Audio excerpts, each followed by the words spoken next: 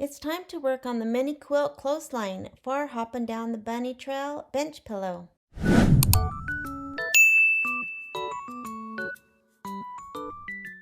The mini quilt clothesline is on page 10. The background fabric as well as the other fabric has fusible interfacing on the back, and I have the batting. I'm also going to be stitching the mini quilt, which is a 3D accent that will be put on at the end when the quilt is finished. So let's get started on the mini quilt clothesline. I've opened Embellishment's Essential software and I need to bring in the files for the clothesline. I can use the merge stitch file icon, but an easier way is to open the folder where you keep the files. I will open the quilting bundle and I need the chevron 4 and I need the 6x8 horizontal. I will drag and drop that into the hoop. I will go back to the embroidery files and I need to bring in the clothesline. I will drag and drop that into the hoop. Now, as before, I need to move this down. The first thing I'm going to do is get rid of these placement lines. So I will come to the right hand side. I will select this bottom placement line, hold my shift key down and select the box around the design and hit delete on my keyboard. And again, those are if someone is making this block but not doing the background quilting the way that we are doing it. Now I will select that block and I will move it down so that it's just slightly above the batting line. Again, there will be glitter vinyl that will be grass on the bottom so that this doesn't have to be perfect, but we do want to move it down just a little bit. I'm also going to take out the steps that I do not use when I do the background quilting. There are 5 steps in Kimberbell's background quilting. The first is the placement line for the batting. I do need that. The second is the tack down of the batting.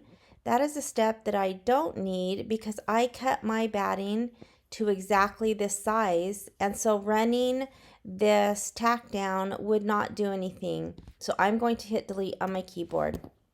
The next step is the placement for the fabric, and that is only 1/4 of an inch outside of our batting line, and our background fabric is much larger, and so that is a step that I also don't need. So I will select that and hit delete on my keyboard. The next step is the tack down of the background fabric. I do need that. And then the quilting. Now I'm going to Command A on my Mac. You can drag a selection box around both designs. And I'm going to come up to the rotate left so that it fits better in my 9x14 inch hoop that I've been using to stitch this pillow out. Now I can go to File, Save Stitch File As, and name my design.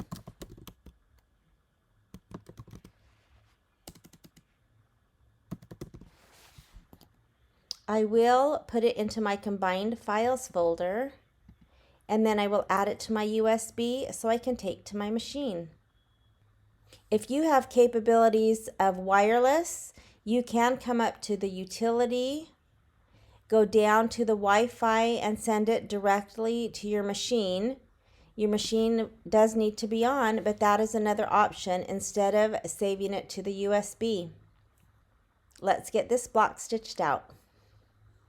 So I'll choose embroidery and my USB and go to my combined files folder, and I will select the clothesline and set. I am going to edit and move it all the way down to the bottom. Select OK and embroidery. And then I will just use the plus minus because I just liked this screen. So let's stitch out this cute little clothesline.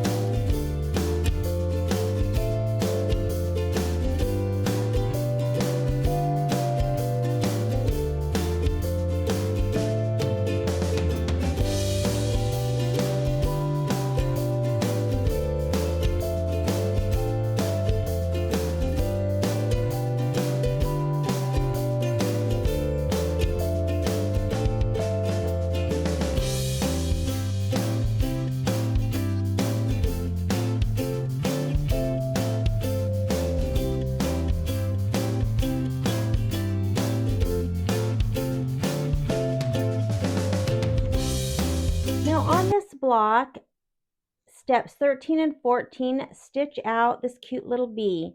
However, you do have the option not to stitch this out if you're using the embellishment kit and want to put the bee button here instead. I am going to be using my bee button, but I am going to stitch this out and use that button somewhere else. If you do choose to put the bee button instead of stitching the bee out, don't forget, however, to stitch step 15. That is the little bee trail, and you want that whether you're stitching the bee or whether you're using the button. All right, let's get this block finished.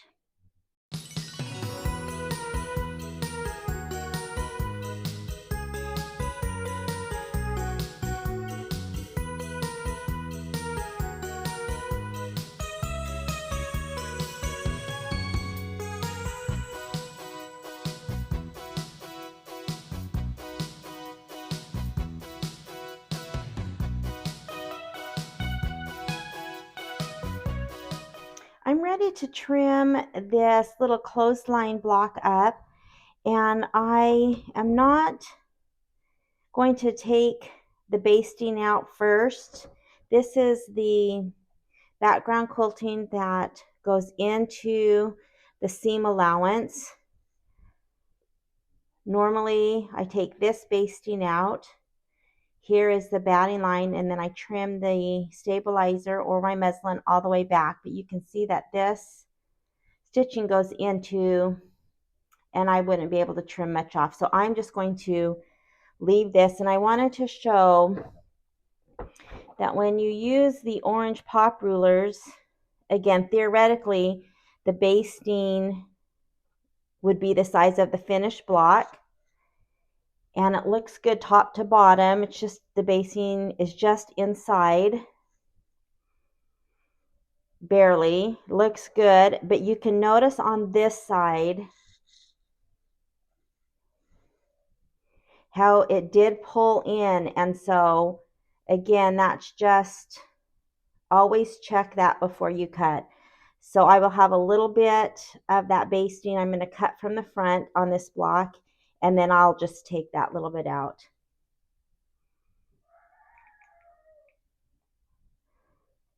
So let's get this block cut.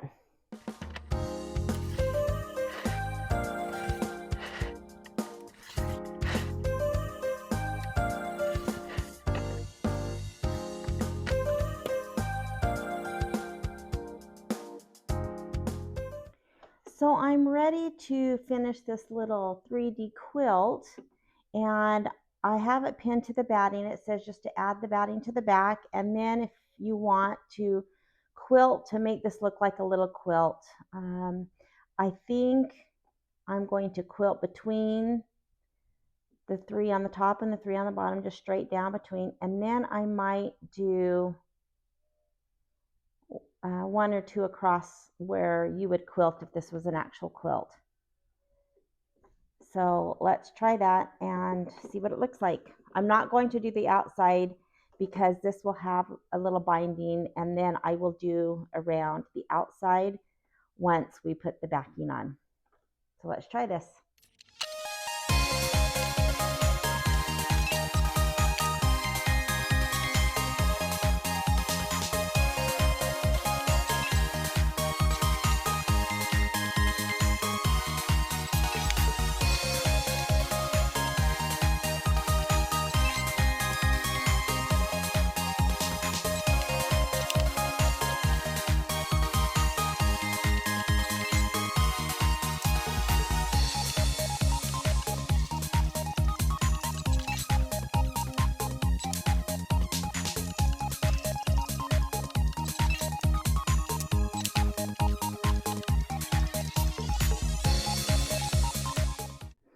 Now that I've done the quilting, I think it looks cute, like a little quilt. I need to just trim the batting, and I am just going to use scissors to trim that to size before I put the backing on.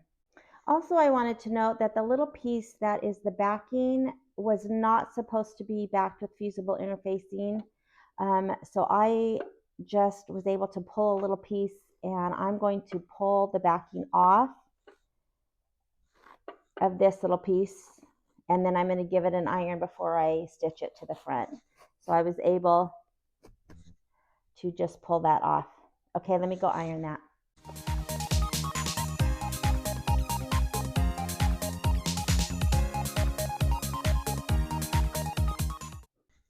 My little backing is a little bit larger, so I am just going to line up 2 of the corners. That's less I have to cut. And I'm just going to trim so it's even.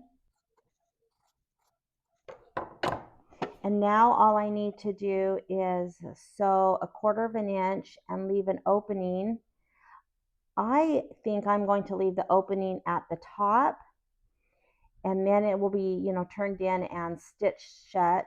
But I think I'm going to leave it at the top because this will be put on the quilt with the little tiny clothespins, and I figured that if it's not perfect, it'd be less noticeable because I could pin the clothespins at the top versus having maybe not perfect at the bottom. But of course it says to leave the opening at the bottom.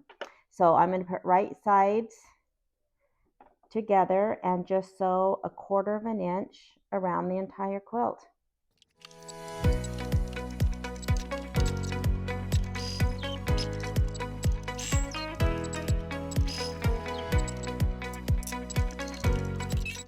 Now I'm just going to kind of trim these corners.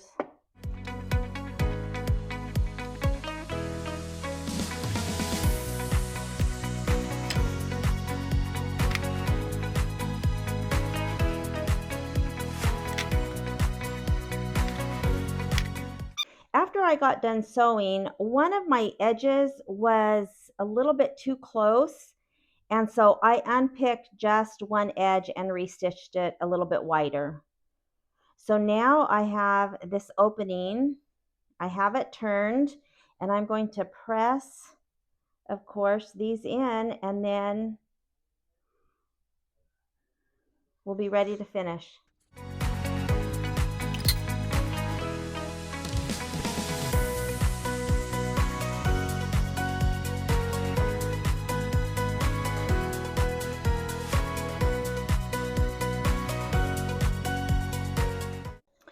So the last thing I need to do is just stitch around the printed part, and that will make this look like binding. But I think I'm going to add a little bit of this fabric tape just to seal it, because I don't think I have a long enough to catch that in this stitch, and I don't want to hand stitch it. So I'm going to just cut a little tiny piece of this fabric fuse. It's just a double-sided. It's just peel and stick. You don't have to press it. In fact, you're not supposed to press it. And I will just do a little tiny piece at the top and then do my final stitching, and this little quilt is done.